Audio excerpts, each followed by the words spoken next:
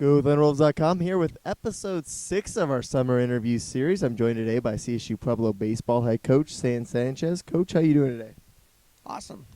We got a baseball camp going here, our summer camp through Nike Baseball, and it's been wonderful. Having a great time with these kids. Gorgeous day for it, too. Obviously, big story in baseball last night was the home run derby, and Giancarlo Stanton belting 61 home runs. You got to watch the event. Tell us a little bit on your take on it. I just like the way they set it up now with timing, and you get rewarded if you hit a ball a little bit further and get a little bit more time with it. Extremely competitive. Obviously, fans love it. And I remember when Griffey won the home run hitting contest in Colorado, and he was putting balls in the third deck. And I mean, it's just a fun event. You know, it's a midsummer thing that everybody looks forward to. So very enjoyable, to watch, and very competitive, obviously. Now, obviously, you're a Southern California guy. How hard is it to hit 61 home runs in Southern California? Well, that was the baffling thing. They're doing it in San Diego. Heck, the ball, if you check ERAs there in San Diego, they have low ERAs, and it's not easy to hit that ball out of their park. Just because of the heavy air, that's there. And but it didn't bother Stanton, did it? I mean, he was unbelievable in freeze and Trumbo, and love the Seager kid from LA, can play a little bit. The shortstop, he's a wonderful player to watch. So no, it was great to watch. Speaking of shortstops, Taylor Snyder, Pack shortstop, got drafted by the Colorado Rockies. Highest player drafted by a major league team in 15 years here.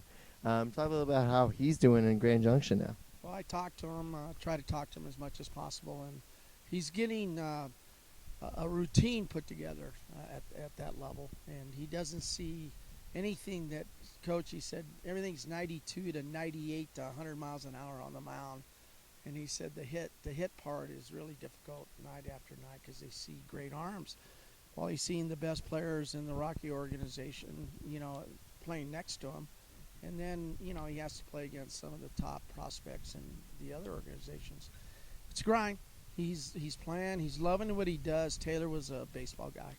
He loved the game, and he loved to prepare and doing a good job. He ends up in Grand Junction, which is kind of strange, because that's where we ended up playing in our tournament. The reason he got drafted, it was amazing how good he was. It was amazing. He was Derek Jeter all over the shortstop position, and it was hitting the ball for power. And the Rocky scout, Mark Gustafson, called and said, I know he's a junior. I really don't want to take him from you, but we sure like his skill set. And I said, heck, I'll make sure he's taken care of on a bonus, and make sure you take care of his school the next couple of semesters, and that's what they did. So he's on his way to a pro career. Hopefully we'll continue to follow it, and obviously it's a long climb to the big leagues, but he's starting at the rookie ball, and hopefully he'll start moving up. Now, Snyder's another guy who led the team in home runs last year, actually led the league by the end of that tournament, and also currently, at least last time I checked, was leading Grand Junction's team in home runs so far this young season. But we go back to the home run derby again. If you had a home run derby with the players that you've had over the last 23 years, who would win that derby? Marcos Zarita. He's in our Diamond Hall of Fame. The left-handed hitter out of Mexico that I got early. He could hit the ball over the lights, here. Incredible power. It's kind of our Mexican Babe Ruth. I mean, the kid was amazing with great power. We've had some great hitters here, obviously, with a lot of good power. Thomas Schilling was another kid that hit over 20 home runs his college in one season. But Marcos is the guy. I mean, I still see him. He lives in he comes for alumni stuff, and we see him and stuff. But what a hitter. My gosh, he could flat out hit the ball and drive the ball out of the yard. Final question, obviously, when you're away from the yard, you get a little time, maybe a little bit of downtime when the season ended. What do you like to do when you're away from the yard during the summer?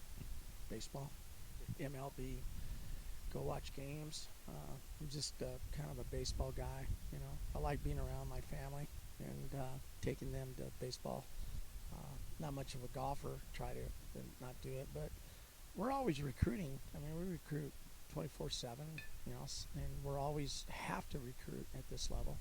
So Coach Williams and myself are always, you know, on the ball recruiting and getting out there and watching games. But I enjoy watching MLB, learning.